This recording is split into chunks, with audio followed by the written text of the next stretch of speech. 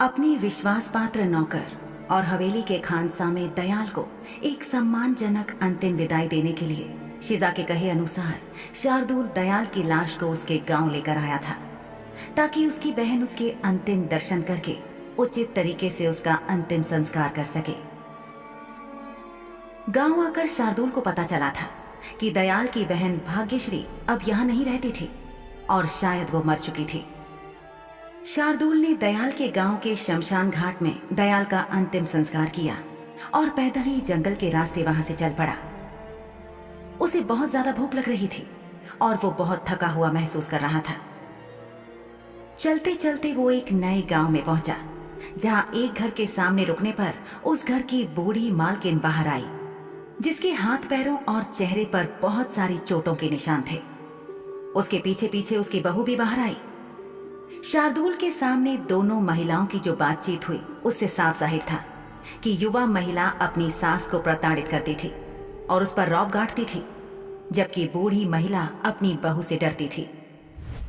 शार्दुल ने इस युवा महिला को मारकर उसका सारा का सारा खून पी लिया और उसके बेजान जिस्म को उसी के घर के पिछवाड़े में एक दीवार के सहारे छोड़ दिया। उसे अपने किए पर कोई ग्लानि नहीं थी, क्योंकि खून पिशाचों का मुख्य आहार था, जिससे उन्हें शक्ति मिलती थी। और वैसे भी वो इस गांव का रहने वाला तो था नहीं।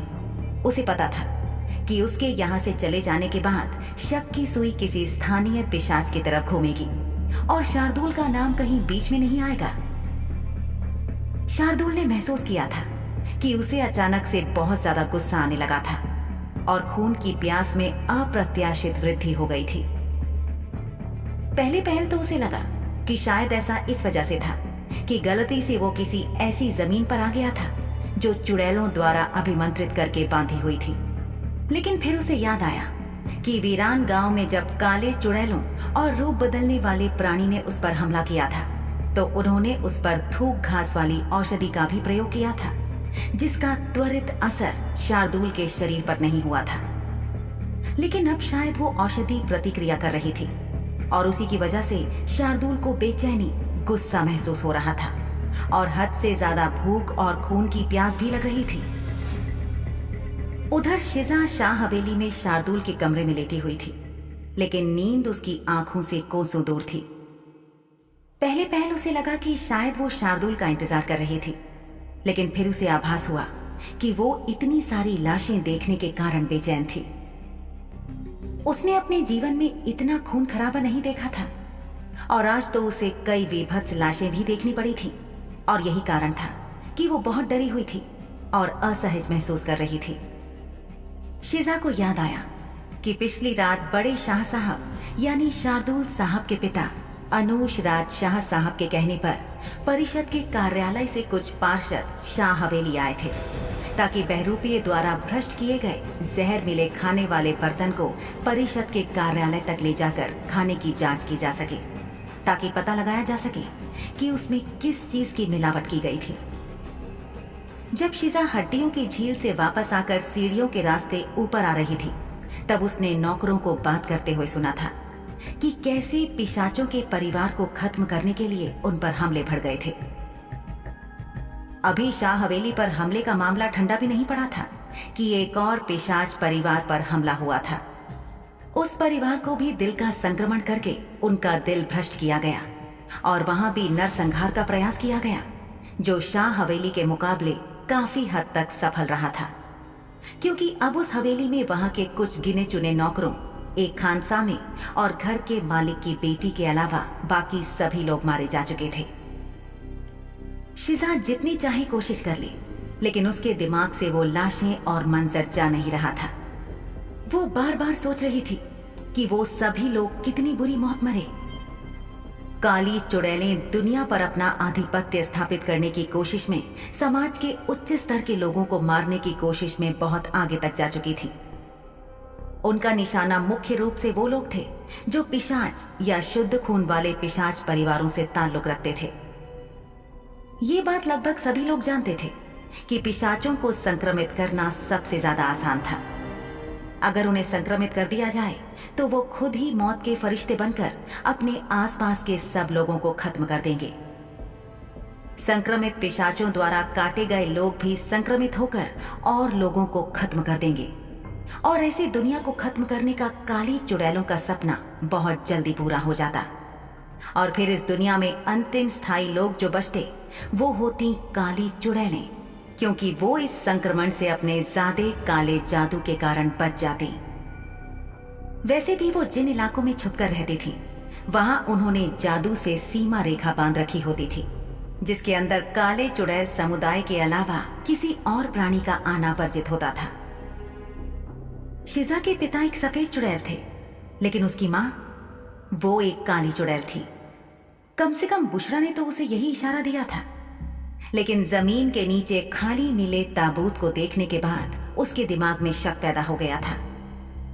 अभी कुछ ही महीनों पहले उसकी मां को दफनाया गया था और उनकी लाश की जगह खाली ताबूत के मिलने से शिजा भ्रम में आ गई थी।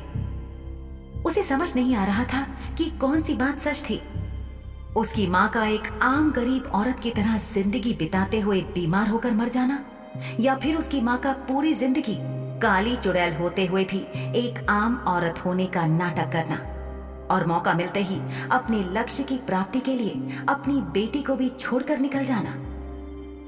कौन सी बात सच थी, कितनी सच थी, किस पर भरोसा किया जाए और किस बात को झूठ माना जाए, ये सब कहना भी बहुत मुश्किल था। शिजा उन्नीदी सी हालत में लेटी हुई थी और अपने बचपन के बारे में सपने देख रही थी। कुछ अजीब से सपने जो ना तो पूरी तरह से उसे याद थे और ना ही उसने अपनी जागृत अवस्था में कभी उन जगहों को देखा था। वो खुद को जिस उम्र में पा रही थी उस उम्र में वो बहुत छोटी थी। लेटे लेटे जब अचानक शिजा करवट लेने के लिए मुड़ी तो वो दर्द से करहा उठी, क्योंकि उसकी पीठ में लगी चोट की वजह से उसका हिलना डुलना मुश्किल हो गया था। अब उसे समझ में आया कि हड्डियों वाली झील के पास उसका 2 बार झुकना उसकी पीठ के जख्म के लिए अच्छा विचार नहीं था। शिजा ने जो पोशाक पहनी थी वो उसके नीचे अपनी पीठ पर अपने जख्म को महसूस कर सकती थी। उसके जख्म में बहुत ज्यादा दर्द और जलन हो रही थी। वो बस उम्मीद कर सकती थी कि जिस जख्म पर शार्दुल ने मरहम लगाकर पट्टी बांधी थी वो फिर से खुल न गया हो। उस रात शिजा ने शार्दुल का इंतजार किया, लेकिन जब काफी रात गए तक वो नहीं आया तो धीरे धीरे उसकी आंखें बंद हुईं और आखिरकार वो करवट लेकर नींद के आगोश में चली गई। अगली सुबह आम दिनों की अपेक्षा शिजा की आंख थोड़ा जल्दी खुल गई। खिड़की से बाहर पक्षियों का शोर उसे सुनाई दे रहा था। उसने सबसे पहले कमरे में शार्दुल को तलाशने की कोशिश की, लेकिन वो उसे बिस्तर पर नजर नहीं आया। वो धीरे से उठी और गुसल खाने के पास जाकर देखा तो पाया कि उसका पर्दा भी खुला था, यानी शार्दुल अंदर भी नहीं था। शिजा सोचने लगी कि कहीं ऐसा तो नहीं कि वो आया हो और शिजा को सोता हुआ पाकर वापस किसी काम से चला गया हो।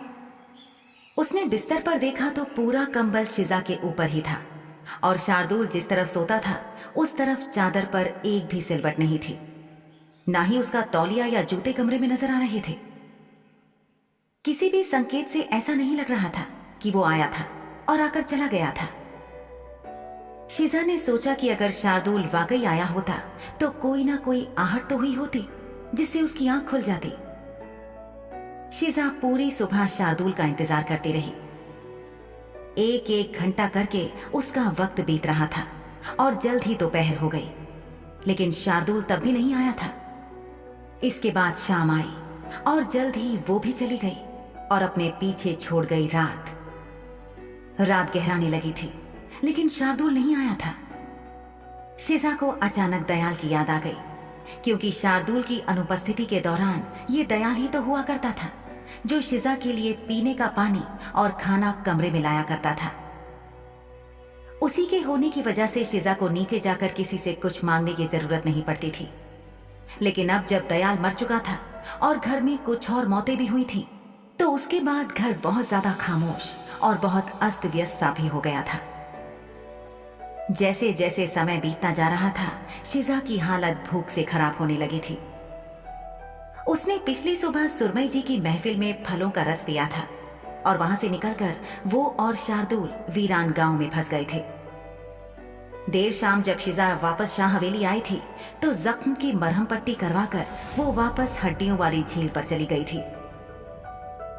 पिछली रात फिक्र और डर में गुजर गई थी और आज का पूरा दिन शार्दुल साहब के इंतजार में।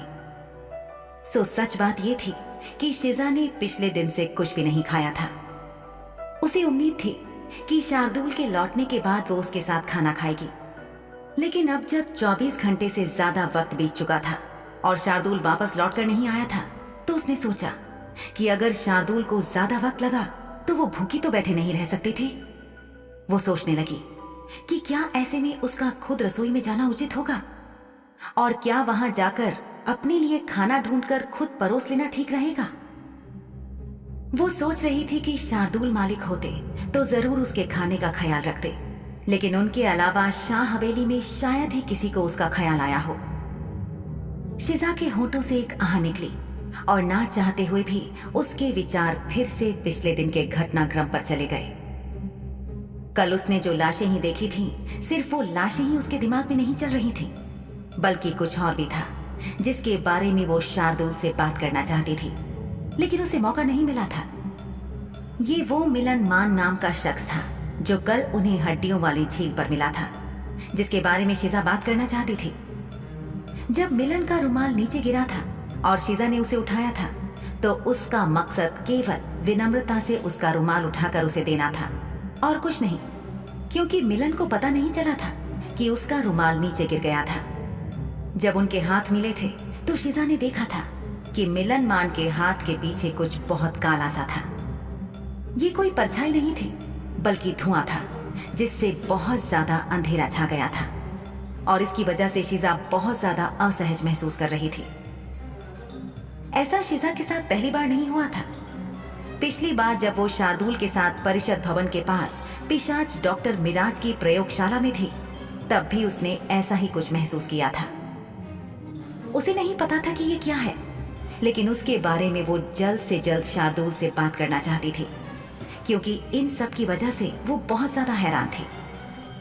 वो सोच रही थी कि अगर अभी मालिक शार्दुल यहाँ होते तो वो सबसे पहले उनसे इसी बारे में बात करती। उसके जहन में ख्याल आया कि शार्दुल मालिक अभी कहाँ थे और कब तक आएंगे। पिछली रात जब शार्दुल मालिक ने उससे कहा था कि वो दयाल की लाश को उसकी बहन के गांव छोड़कर वापस आएंगे तो शिजा को लगा था कि वो कुछ ही घंटों में वापस आ जाएंगे, लेकिन यहाँ तो 24 घंटे से ज्यादा वक्त बीत चुका था। शिजा को समझ नहीं आ रहा था कि आखिर इतना समय क्यों लग रहा था। फिर शिजा ने अंदाजा लगाया कि हो सकता है कि वो दयाल की बहन से जब मिले हों तो आधी रात या अल सुबह का समय होने के कारण वो गहरी नींद में हो और फिर दयाल की बहन को जागने में समय लगा होगा और इस कारण अंतिम संस्कार होते होते दोपहर हो गई हो। ये केवल संभावनाएं थीं जो वो खुद से मन ही मन व्यक्त कर रही थी, लेकिन इन सब के बावजूद मालिक की पिशाची रफ्तार की क्षमता के साथ उन्हें अब तक तो लौट के आ जाना चाहिए था, जब तक कि कोई और बहुत ज्यादा जरूरी काम सामने न आ गया हो। जब बहुत ज्यादा समय बीतता गया और शार्दुल नहीं आया तो शिजा ने सोचा कि अगर अब भी वो नीचे नहीं गई तो उसे आज रात भी भूखी ही सोना पड़ेगा। शिजा बिस्तर से उठ खड़ी हुई और फैसला किया कि उसे कुछ खाने के लिए नीचे जाना ही होगा। शाह हवेली के हर नौकर को भोजन उपलब्ध कराया जाता था, इसलिए शिजा भी नीचे जाकर किसी नौकर से खाना मांगकर खा सकती थी, है ना? उसने दीवार की तरफ देखा जहां घड़ी लगी थी और महसूस किया कि काफी रात हो चुकी थी। उसने खुद से कहा कि शाह परिवार के सदस्यों ने अब तक अपना रात का खाना खत्म कर लिया होगा और नौकरों ने भी लगभग रात का खाना खा ही लिया होगा। उसने कमरे का दरवाजा खोला और बाहर निकली। बाहर मोमबत्ती की टिमटिमाती मध्यम रोशनी थी। दयाल की मौत के बाद शार्दुल की अनुपस्थिति में कौन देगा शिजा को खाना?